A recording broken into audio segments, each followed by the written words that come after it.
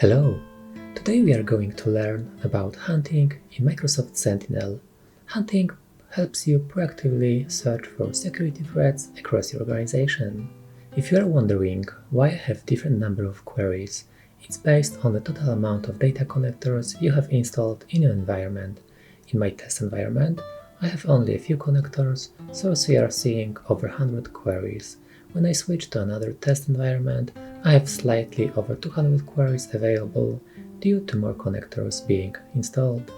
We can start hunting now. The goal is to audit your environment to identify anything suspicious, such as malicious indicator, unauthorized software on the end-user device, or brute force attacks on user accounts without MFA enabled. To run hunting, we can either run selected queries, all of them at once. In my case, I am going to run all of the queries to gain full visibility over the environment. Depending on the total number of queries, it may of course take a while to finish. So let's take a look at our today's sponsor. Raid. As you can see, we have some results. We can explore them further by clicking on them and viewing them in Log Analytics.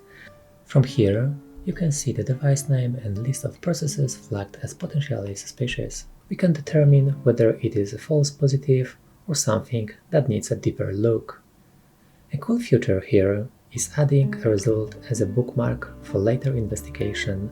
Let's say you are finishing your shift and want to mark a suspicious service for another analyst or pick it up yourself later.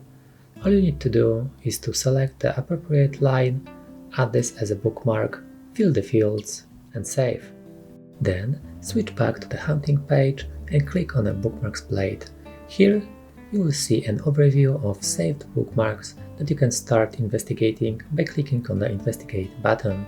From this page, you can deep dive into the incident details to determine whether the process was indeed malicious or something expected in your environment, then decide the next step, like isolating the user device and removing it, or flagging the service as a false positive so it won't flag on the next run. Lastly, we have a live stream option, which will constantly run a specific set of queries based on your requirements.